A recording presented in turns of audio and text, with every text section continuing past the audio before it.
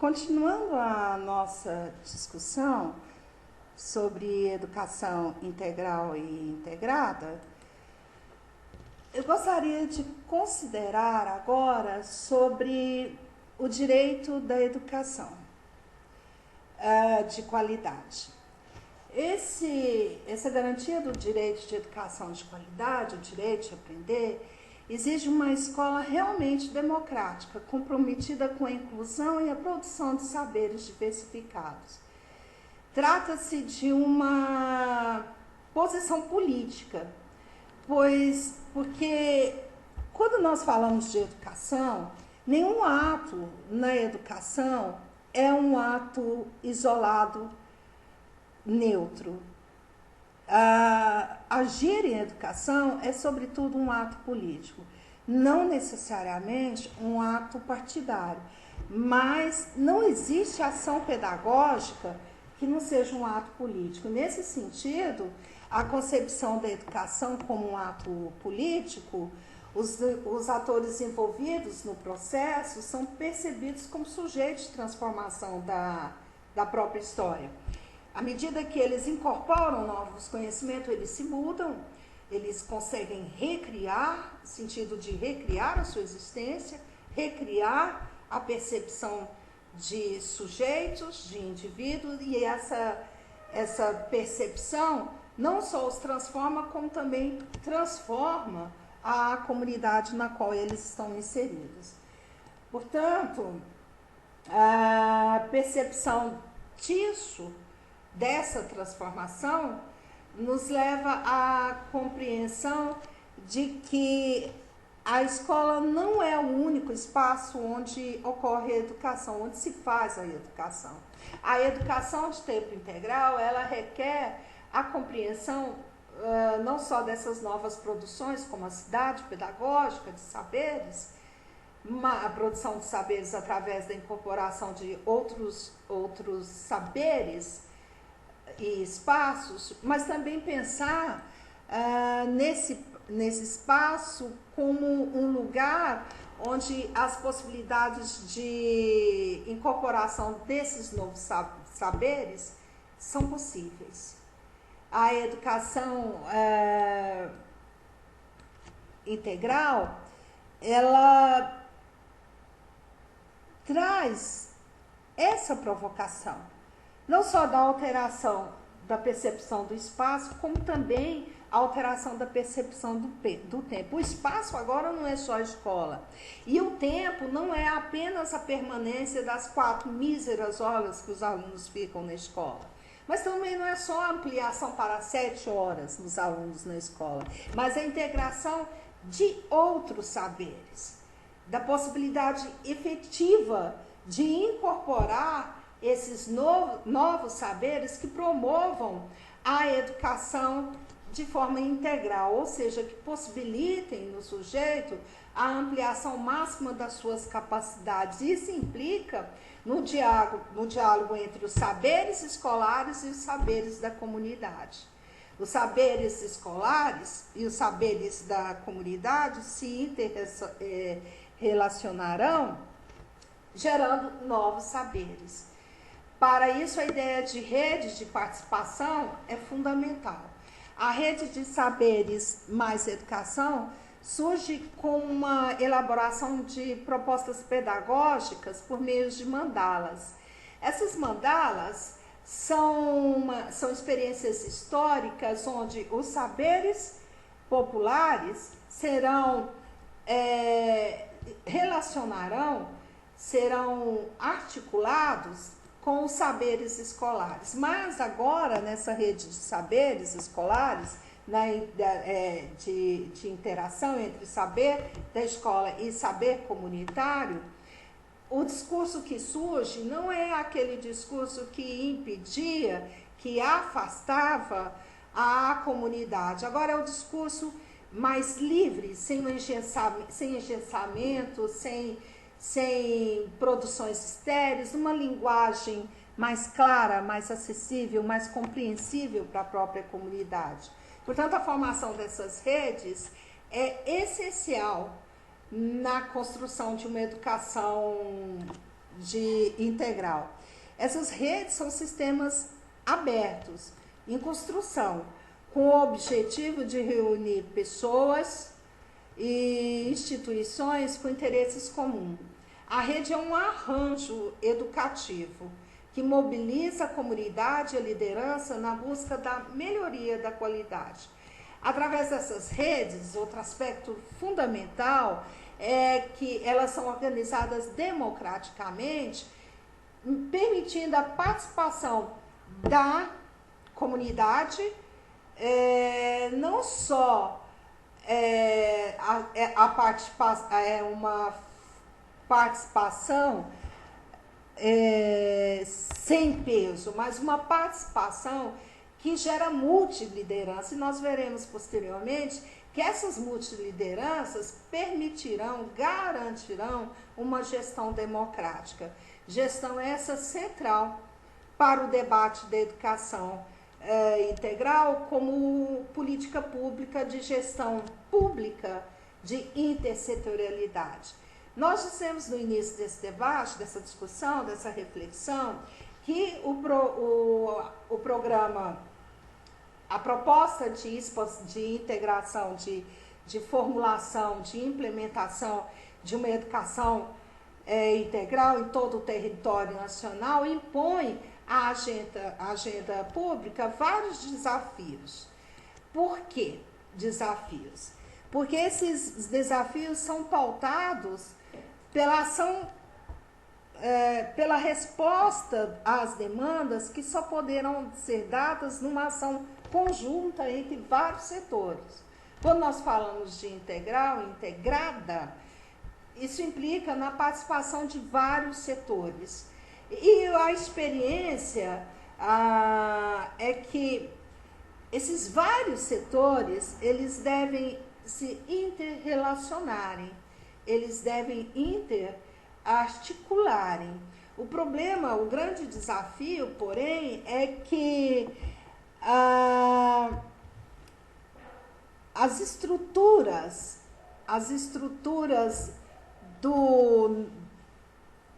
dos setores públicos, dos setores que são que evocam as políticas públicas, elas se encontram historicamente engessadas. Esse é um grande desafio, porque responder às demandas de qualificação para uma educação de qualidade é responder aos desafios de uma ação conjunta e articulada entre vários setores. Porém, as políticas públicas setoriais estão estruturadas para funcionarem isoladamente. Isso é um grande desafio. Porém, o programa Mais Educação, ele desencadeia inúmeros projetos de ação para o desenvolvimento do compromisso público em torno de uma educação integral. Ele evoca uma ação interministerial, uma gestão intersetorial que rompe com o isolamento das estruturas políticas públicas antigas. Como nós percebemos isso? Essa intersetorialidade que sustenta o potencial educativo das políticas públicas setoriais. Nós percebemos isso através dos programas Mais Educação, coordenado pela Secretaria de Educação Continuada, Alfabetização e Diversidade, do MEC.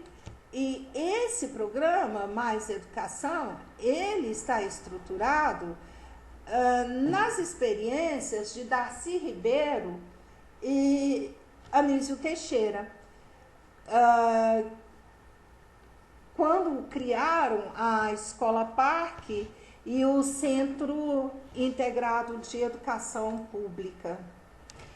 Portanto, é um programa que surge como uma referência histórica de ação para responder aos desafios de uma ação, de uma oferta de uma ação de uma educação integrada. Mas então o grande desafio é responder fornecendo uma educação de qualidade, Para tanto, o governo elaborou o Plano de Desenvolvimento da Educação com o objetivo de melhorar a educação no país. E esse plano tem um prazo. O prazo para o desenvolvimento de uma educação de qualidade no país é de 15 anos. O plano prevê várias ações articuladas entre a União, estados, municípios, tais como, e alguma dessas você já deve ter ouvido: dinheiro na escola, saúde nas escolas, luz para todos, entre outros. No entanto, apesar de nós estarmos discutindo todo esse enfrentamento por parte do governo, o texto Educação, Práticas Pedagógicas como Práticas Sociais, nos traz uma provocação muito, muito pertinente. As autoras nos colocam a questão de que nós estamos longe de vislumbrar melhorias na educação, pelo menos no que se diz respeito à educação. E a reflexão é feita no livro em relação aos desafios que se impõem oferecermos uma educação de qualidade, não especificamente no letramento e alfabetização, na arte, matemática, na geografia, na história e nas ciências da natureza, nas disciplinas que compreendem a educação. Portanto, é um desafio que se impõe oferecer uma educação de qualidade. A Mendonça levanta, a autora do texto, levanta uma discussão sobre letramento e alfabetização. E nessa discussão, ela recupera a nossa história mais recente, de que quando nós discutimos qual o método adequado para alfabetização e letramento, nós nos perdemos nesse processo. A autora diz que não há consenso sobre qual era o método que realmente privilegiasse a qualidade e eficácia em relação à alfabetização e letramento. Em torno disso, os debates surgiram entre o método silábico e o método sintético. E essas discussões nos roubaram o foco do problema. Nós perdemos, segundo a autora, a questão do método. Nós nos perdemos discutindo nos debates acirrados sobre os métodos, trocamos os métodos pelos discursos que criticavam o método. Então, desta forma, o discurso que criticava o método roubou realmente a grande questão que se impunha, o grande desafio que se impunha à alfabetização e letramento, que era oferecer a democratização do acesso à língua escrita. O resultado de ficar debatendo o discurso do método, as concepções sobre os métodos e não nos preocuparmos realmente em alfabetizarmos e letrarmos as crianças, as nossas crianças, foi que hoje nós somos um povo que, não só por esse fator, obviamente, mas por outros fatores que agregaram e colocaram mais peso à situação, é que hoje nós somos um povo que não sabemos ler. Um povo que não sabe ler porque não entende o que lê. E não sabe escrever porque não entende o que lê. E se escreve, não entende o que escreve. Recuperando, não sabemos escrever porque não lemos, e não lemos porque não entendemos o que escrevemos. Prevaleceu entre nós o discurso de como ensinar e esquecemos de ensinar. Essa provocação é levada para as ciências para outras disciplinas, como a geografia, a matemática, as ciências da natureza.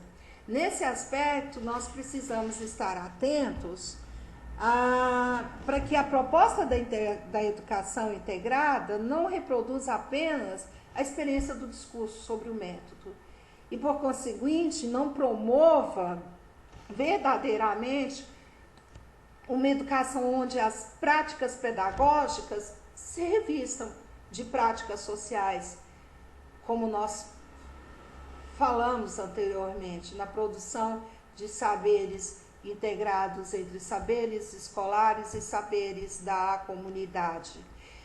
Nós temos também que estar atentos, precisamos garantir a reorganização do acesso dos processos sociais nas suas diversas manifestações, quer no mundo do trabalho, quer nas instâncias mais íntimas e complexas do indivíduo, como sujeito crítico e autônomo.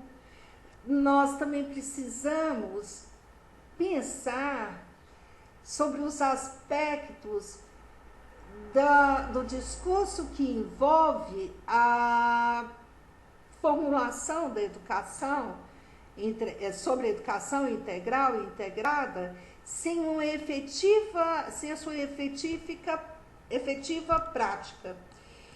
Se ela não se efetivar, essa pode ser a situação de gerar o casulo que nós não queremos. E até dizemos que queremos largar, mas não deixamos. E muitas vezes, intelectualmente, nós admitimos, mas afetivamente não abandonamos. Emocionalmente nos deixamos para trás e então o carregamos. Numa desnecessidade absoluta e fazendo um mal horroroso para os nossos alunos. Percebemos que agora a busca dos caminhos possíveis para a transformação da nossa sociedade, em uma sociedade mais justa e democrática, passa pela educação. Mas uma educação capaz de produzir sujeitos críticos, agentes de transformação da sua história e da história da comunidade, como nós abordamos anteriormente. E essas percepções nos impõem buscas e desafios. Busca que exige uma contínua reflexão tanto sobre as propostas do governo como sobre os fazeres pedagógicos. Busca que se impõe na análise das gestões que são formadas nas articulações, investigando realmente o compromisso da comunidade, escola e o aluno, representantes do governo, com a criação desta educação. Busca que impõe perceber se nós estamos incluindo os excluídos no processo de apropriação dos saberes sociais e dos saberes escolares. É uma investigação contínua. Busca incessante de repensar conceitos e reconstruir programas e recriar práticas. Mas por que eu estou insistindo em falar em buscas? Porque, precisamente, nós precisamos vencer a tendência e manter a tradição das antigas práticas que encerram a educação no campo da reprodução das estruturas de classe e, assim, excluem a possibilidade de uma educação integradora e integral. Nada adiantará se encapsularmos as novas propostas em propostas nas práticas antigas. A tradição reprodutivista traz no seu bojo o germe que carrega tudo, a síntese de tudo, tudo aquilo que impede a criação de novos modelos que precisam de espaços para desabrochar no dia a dia, na direção de uma educação integral,